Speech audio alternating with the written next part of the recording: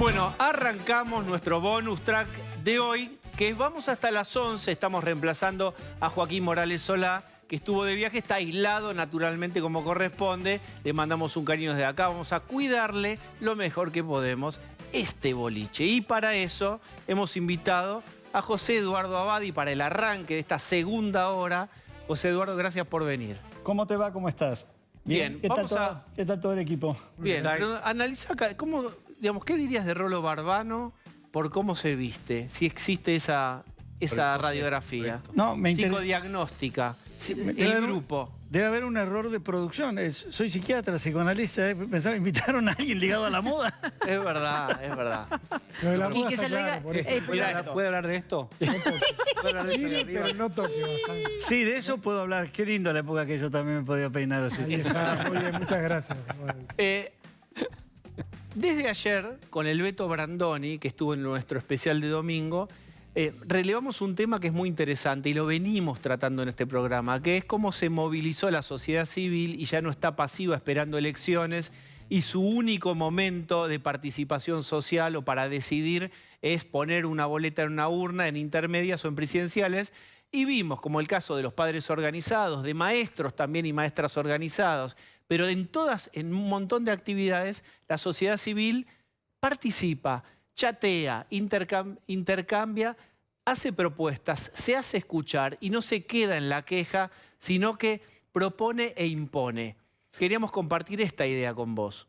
Claro, es importante, es decir, la sociedad civil, amén de todo el desarrollo tecnológico y todo lo que son las redes y todo que los incluye y no se incluye de otro modo, ¿verdad? No solamente limitado a los partidos políticos que por otro lado han perdido fuerza, han perdido vigencia.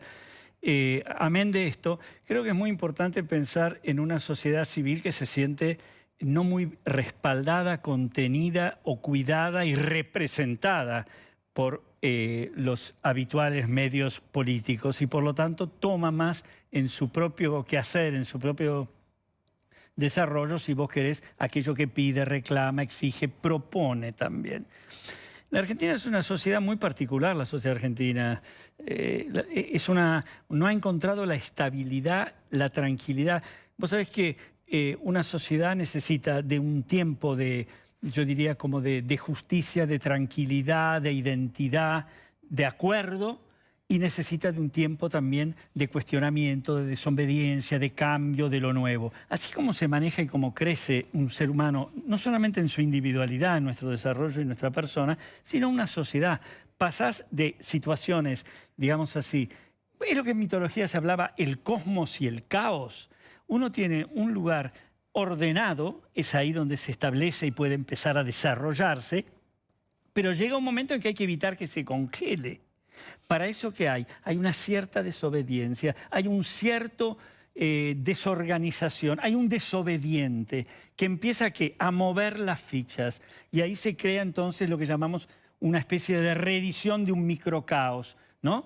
Fiesta, diferencia. Pero mirá qué interesante lo que vos planteás. ¿Cómo se compagina esto, esa desobediencia, para que encuentre luego no la destrucción, sino la organización detrás de un caos, detrás de un cosmos, detrás de un orden, es lo que permite avanzar? Vos planteás acá algo. Estamos más sin que lleguemos a ese orden que da la autoridad, la confianza, la previsibilidad por la experiencia vivida. Estamos siempre en una desconfianza que se crea un nivel de soledad y de, yo diría como de...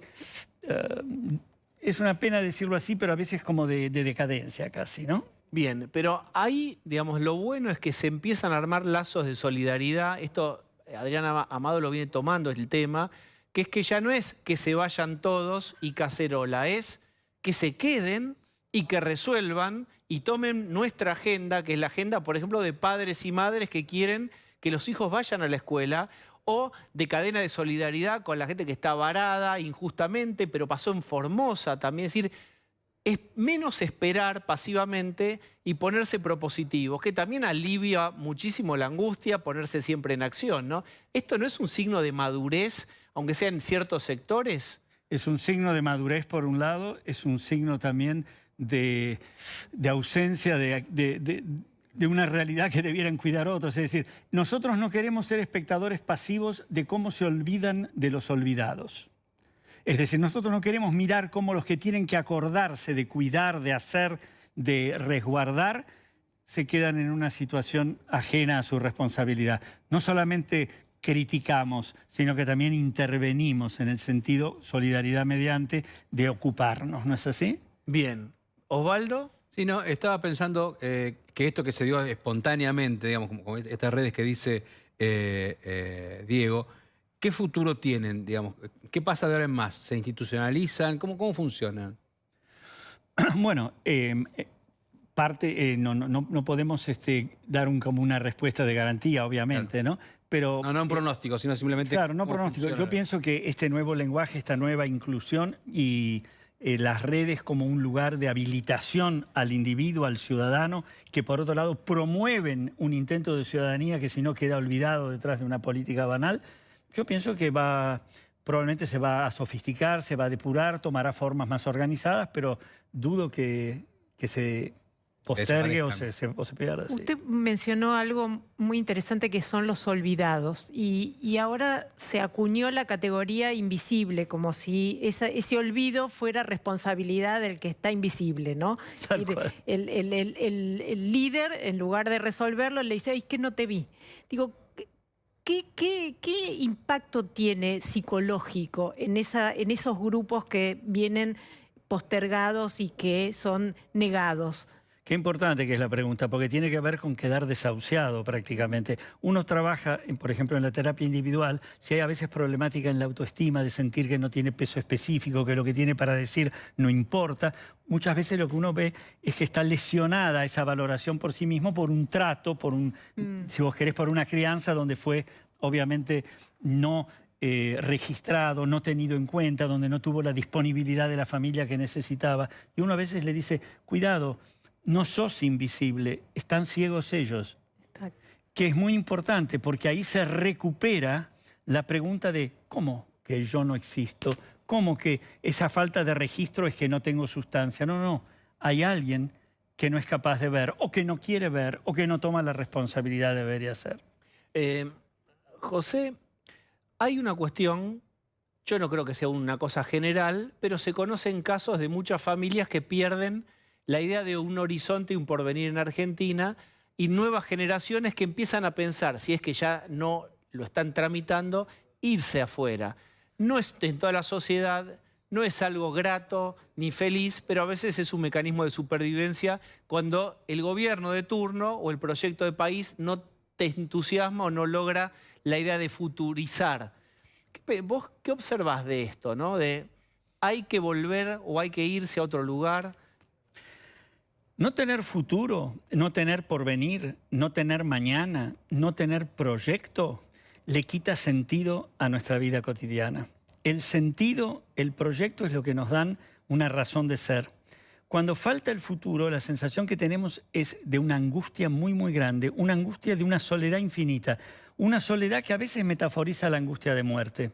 La ausencia de futuro es mucho más que falta el entusiasmo.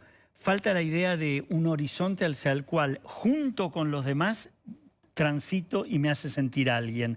Por eso yo muchas veces me pregunto cuando la gente se va de nuestro país, cuando es tan habitual últimamente, donde ya no genera asombro, donde ves muchísimos padres que casi en reuniones pueden decir, sí, no, mi hijo está en Madrid, mi hijo está en New York, en distintas ciudades del mundo, yo a veces siento que no es que ellos se van, siento que los echan.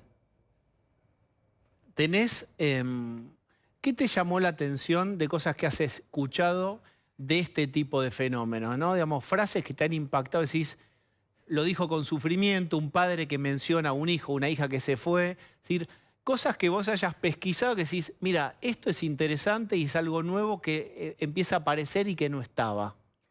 Vos podés saber que cuando un hijo parte, naturalmente hay una sensación de ese desprendimiento tiene una cuota, si vos querés, de desgarro, pero lo que vas a ver muchas veces es, y esto tiene que ver también con la responsabilidad de los padres, con el amor de los padres. Bueno, la frase que vas a escuchar es, tienen derecho a un futuro, hablando del futuro que vos preguntabas. Hay una si vos querés una apoyo, de algún modo, algo doloroso para una familia. Pero más allá de que hoy en día hay como una dinámica y una cercanía en la distancia que también ha complejizado esto mucho más, pero en función de lo que vos decís, yo creo que más allá del, bueno, se va, me gustaría que esté acá, está también, tiene derecho a ser, tiene derecho a un futuro, es lógico.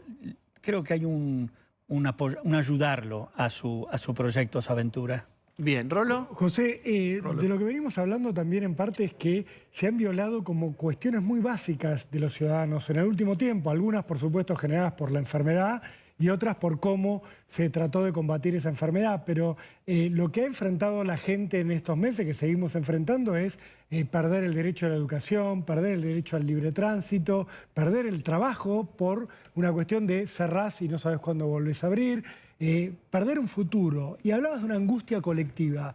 ¿Cómo se combate esto desde lo individual cuando es tan concreto? No es que la gente tiene angustia a una idea de algo que puede llegar a pasar y tal vez quizás no pasa.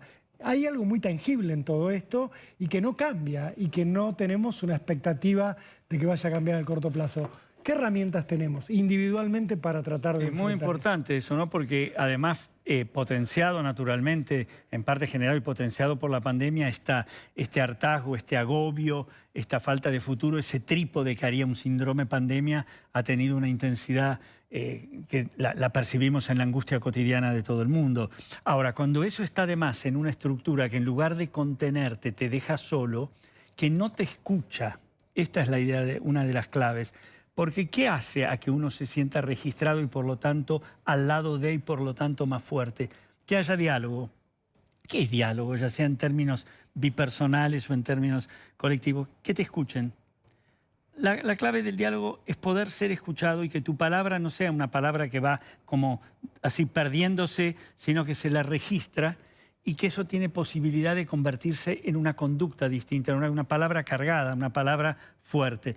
Cuando esto no sucede, hay como un bajón anímico, el tobogán del pesimismo, que es la depresión. Hay como somatizaciones tranquilamente, es decir, se enferma un determinado individuo. Por otro lado, cuando estás en ese nivel de soledad, se te genera irritabilidad, una desconfianza muy importante. Y cuando hay desconfianza, se replica el sentimiento de amenaza, porque la gente habla de incertidumbre mucho, ¿no? Habla del imponderable, mucho más que incertidumbre. La incertidumbre tiene casi como una sofisticación existencialista, filosófica. Bueno, el mundo, no podemos pretender certeza, sería, ¿no? Voltaire decía que la duda era incómoda, pero la certeza era estúpida. Quiere decir, la certeza es medio difícil de... Ese no es el problema, es que nos sentimos amenazados, que es otra palabra. La sensación cuando hay soledad, cuando hay desprotección, cuando no hay un registro de quién sos, cuando no nos alojamos recíprocamente, la sensación que se vive es de una fragilidad que nos torna amenazados, que es otra cosa. Ahora, es claro, usted está explicando qué le pasa a aquel que no se siente escuchado, ¿no? Has dicho muy claro. Y por lo tanto registrado, que existe. ¿Qué le pasa al que no escucha? ¿Por qué no escucha? Qué buena pregunta. Está muy bien. El que no escucha, puede haber varias razones, sería de una casi, digamos, exagerado dar una sola respuesta, pero el que no escucha, que está casi blindado, uno diría en sí mismo, puede estar blindado por miedo, puede estar blindado por una especie de narcisismo autoritario que le impide registrar otra palabra que no sea la propia, puede estar blindado por una obstinación que le impide dudar y por lo tanto preguntar. No hay preguntas, solo tiene respuestas. Hay como una cáscara que le ha hecho perder la densidad. El narcisismo es como todo ego obeso tiene un yo desnutrido. Digamos, cuando... Repetí esa frase porque tal vez alguien quiera hacer una remera con eso. Sí, que me dé una participación. Sí, por eso, dale. Digo que todo ego obeso tiene un yo desnutrido. Hay una cáscara, hay una máscara, hay como una especie de encandilamiento, pero no hay densidad, no hay sustancia. ¿Por qué? Porque no alojo al otro. Pero no tiene mucho... El narcisista es pobre, no puede amar, no es amado, es una situación no de riqueza omnipotente, es de pobreza sustancial. Pero es también una casta dirigente obesa que insiste en dejar malnutrido, no solamente psicológicamente, sino también físicamente. Es decir, tenemos generaciones enteras de chicos que saben que su comida no viene de sus padres o de su familia, sino que es dada por este señor obeso que provee. ¿Cómo se rompe ese círculo? Bueno, una de las cosas que podemos, por lo menos desde la individualidad cada uno, es tratar dentro de lo modesto que es la conducta, pero que si todos lo pensamos es distinto, de empezar a ver cómo podemos escuchar al otro uno, cómo podemos ocuparnos también de lo que le ocurre al otro, cómo podemos compartir. El compartir es un verbo clave para ir generando eso que tanto se dice ahora y que a veces ya se usa para cualquier cosa, pero no importa, pero que tiene que ver con la empatía, ¿no? Y hacernos sentir entonces como capaces de la compasión, digamos, que es lo que nos hace sentir cerca. Poder crear situaciones grupales, poder pedir ayuda, poder preguntar, es decir, fomentar todo aquello que tiene que ver con vínculos, todo lo que tiene que ver con interés y amor por el otro y por el mundo. Bien, llegamos a un punto clave de la conversación para articular con la cuestión política, porque lo que te plantean los chicos, y yo también, es, bueno, ¿qué lugar se le da al otro en la discusión política? Un sector, lo hablábamos con Lombardi recién, se está rearmando Juntos por el Cambio, buscando nuevos liderazgos y reperfilándose. Lo va a hacer y es sano que ocurra, es un signo de maduración. Pero ahí lo que está buscando también es un perfil. Y hay gente Juntos por el Cambio que cree que no tiene sentido, no tiene demasiado sentido tener una esperanza del otro lado del río en el campamento contrario, porque ahí hay muchas certezas y que no va a haber ninguna posibilidad de diálogo o de acuerdo. Y otros creen sí que hay una posibilidad con una parte del peronismo, si querés vos, no kirchnerista o más del centro, en donde sí hay una posibilidad de generar algo que vos decís compartido. Por ejemplo, leyes. Claro. ¿Qué pensás vos de esas posiciones?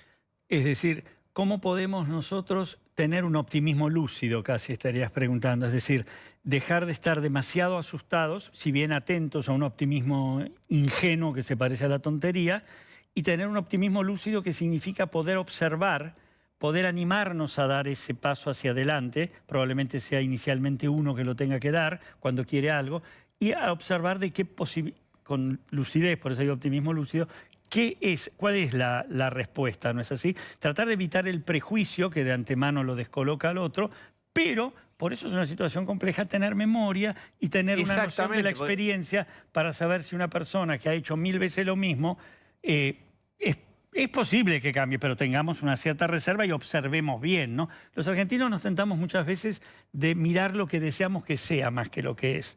Y eso nos lleva a equivocarnos muchas veces y luego a frustrarnos. En esto que parece muy abstracto se juega gran parte, me parece humildemente, del futuro de los próximos años, que es cuánto se puede armar con el otro para políticas de Estado más o menos duraderas en un país que tiene el agua al cuello con entre 40 y 50 de pobreza. Entonces ahí, si no hay acuerdo para reformas estructurales y darle una musculatura que hoy no hay a la economía, toda esa gente que está sumergida no va a salir.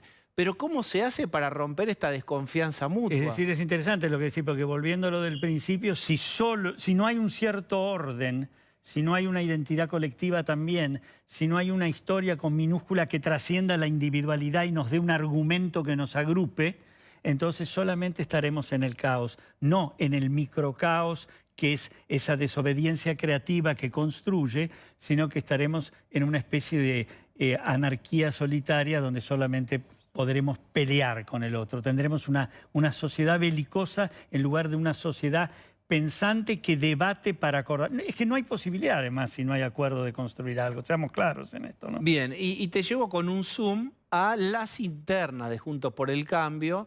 Bueno, yo creo que es un síntoma de maduración, etcétera, y todos los espacios lo hacen, si quieren sobrevivir, lo están haciendo. Pero bueno, ¿cuál es tu mirada sobre esto? Porque también había enojo con por qué tiene que... Esto lo hablamos con Lombardi recién, pero como el público va llegando a la sala y no vio la primera parte, les decimos, pasen y vean, la película de la que vamos a proyectar es... ¿está bien? ¿Qué le decimos a esas personas enojadas con que Patricia Bullrich se bajó y las que pusieron el cuerpo ahora parecen cediendo?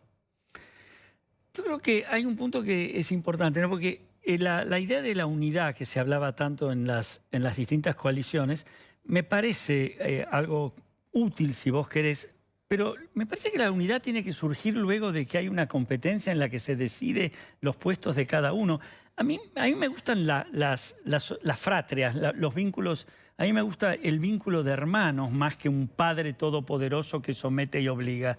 No me gusta, para usar una metáfora antropológica freudiana, el padre totémico y los demás castrados. Que se debata, que haya una contienda eventualmente. Una contienda no es una guerra, una competitividad no tiene que ser hostilidad, más allá de las imperfecciones que nos configuran. Yo no me preocupa que haya... Y me gustaría que después eso llegue a lo que vos llamás muy bien ese acuerdo que tiene que ver con el respeto de los resultados y con que sabemos que cuando se tiene un cargo, se accede a un puesto, es transitorio. No son transitorios los valores y las ideas que los sostienen esos valores, pero sí los cargos, los puestos. Pero acá no hay una diferencia entre lo que es los espacios políticos porque, digo, lo que es el frente de todo el peronismo hay una superpresencia, una omnipresencia que es la de Cristina, que es indiscutida, que al final de esta novela vamos a ver cómo que ella termina de definir en las listas y en el gobierno. En cambio, Juntos por el Cambio hay una presencia fuerte, claro, que era la de Macri, que él se puso en discusión y casi que se horizontalizó con Vidal, con Larreta y con Bullrich. Es muy distinto este escenario. Sí, estoy totalmente de acuerdo. Y se horizontalizó, no sabemos si por mérito de Macri o por una realidad que estaba presente en todo el otro grupo. Cuando hay omnipresencia, hay omniausencia también, ¿no? De todos los demás. Bien, está bueno lo que vos planteás, pero es muy seductor tener un líder, que el líder piense por vos, diluir tu identidad en las ideas del líder y simplemente obedecer. Y eso funcionó muy bien acá y en otros países, porque un poco te descarga a vos de tener que tomar responsabilidades. Pero también los que están en política te dicen, en un momento hay que verticalizar. José Eduardo, ustedes los terapeutas plantean algo que es correcto, pero si no ordenás de arriba para abajo en un momento, no podés tomar el poder. Ordenar, es decir, compaginar, coordinar lo que ha sido que vos estés en ese lugar como resultado de un determinado nivel de acuerdos y desacuerdos, una cosa. Tomo este lugar, lo hago propio, lo encarno, es mío y para siempre, y soy dueño de la verdad que vos tenés que considerar ya tuya más allá de lo que pienses. ¿Cuál es el secreto del autoritarismo? Que el sometido crea que piensa lo mismo. Es decir, que no se dé la chance de preguntar y de pensar. Hay algo de el orden que es lindo y hay algo de te ordeno más allá de tu posibilidad de preguntar que ya no me gusta. Bien, y hablemos del que según vos está sometido. ¿Cuál es el placer o el goce que hay ahí de tercerizar el pensamiento en alguien que es un líder? Por empezar... Porque no es un oprimido, es alguien que goza con un líder ahí arriba también. Claro, por un lado, ese idólatra, digamos así, ese que pone el lugar del falso Dios en una persona, puede sentirse imaginariamente protegido, puede sentir que hay un lugar de respuesta absoluta en lugar de una cierta multiplicidad, diferencias, ideas, una cierta, entre comillas, inseguridad que la viven como peligrosa en lugar de sanamente riesgosa, en lugar de sanamente sabia incluso la inseguridad. Él llega a un lugar de fanatismo también, el idólatra, y por lo tanto se ve como gratificado en función de una devoción, ¿no? ¿Para qué? Ahí voy con Osvaldo. ¿Para qué sirve el fanatismo? ¿Qué te da? Yo diría más bien que te quita, ¿no? Pero déjame provocarte y girarte. Decime lo bueno de ser un fanático. Me siento parte de algo absolutamente, digamos, todopoderoso. Soy parte de, soy el elegido por el ídolo.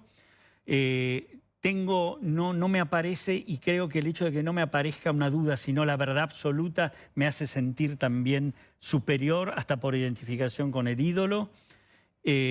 Siento que me brinda una fuerza particular y que me compromete en una idea que trasciende mi condición de mortal y casi avanzo aún más. Tiene versiones para mí sintomáticas, no puedo verle el costado sano al fanatismo.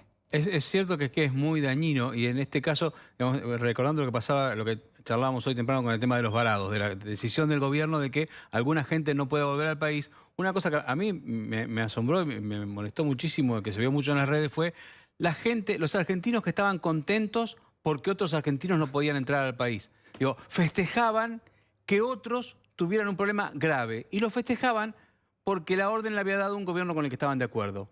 Digo, a este nivel de daño se puede llegar con el fanatismo político. Por supuesto, y de pobreza, ¿no? De pobreza afectiva, de pobreza de imposibilidad. ¿Qué le pasa a un tipo que se alegra porque a otro le va muy mal? Busquen, lo tendría que googlear, ahora estoy al aire, no lo puedo hacer. ¿Cuál es esa palabra en alemán? Schadenfreude. Ahí está, decila. Schadenfreude. Es el goce por el sufrimiento ajeno. De gente Es que ni eso. conoces. Qué contento que estoy porque aquel tipo, porque aquella señora se tiene que quedar en el aeropuerto de Miami ¿Es durante acaso 3 días. resentimiento puro? ¿O es envidia? ¿Qué Claro. es? ¿Es algo argentino o es algo de este momento? Bueno, no tengamos de nuevo tal omnipotencia de creer que solo nosotros somos los dueños de la envidia, pero la tenemos comprada en muy buena cantidad, digamos. La envidia, que es el placer de que el otro no tenga lo que a mí me falta, lo único que logra es que en lugar de poder admirar, aprender, curiosear y tener, logre difamar, desgastar, destruir lo que el otro tiene, y entonces es como una especie de satisfacción porque al otro le falta lo que yo no fui capaz de tener. En un país donde desgraciadamente hay bastante susceptibilidad también o derecho, entre comillas, a dudar, porque hay tanta corrupción, tanto ejemplos permanentes de engañar, no solamente de mentiras, sino la mentira para perjudicar al otro, que es el engaño de quienes debieran cuidar, que bueno, facilita la generalización de todo el que tiene algo, me lo robó a mí. Bien, la idea emparentada con la economía, del juego de suma cero, en donde si yo tengo poco es porque alguien se quedó Con lo que me tocaba. Entonces siempre hay una misma cantidad de felicidad, y si alguien está gozando mucho es por eso que yo estoy bastante amargadito. Qué buena esa imagen, porque supone como una cantidad fija de felicidad, ¿no? Exacto, es eso. con el dinero. Exactamente. Una torta, digamos. Si vos tenés un buen pedazo, me lo sacaste a mí. No podemos hacer varias tortas y comer. Si hay un feliz, hay un depresivo. Exacto. Que sea una remera también. Muy bien. José Eduardo, muchas gracias por la visita. Gracias a vos. Vamos a Y hacer gracias una a la tanda. mesa. Vamos a hacer una tanda.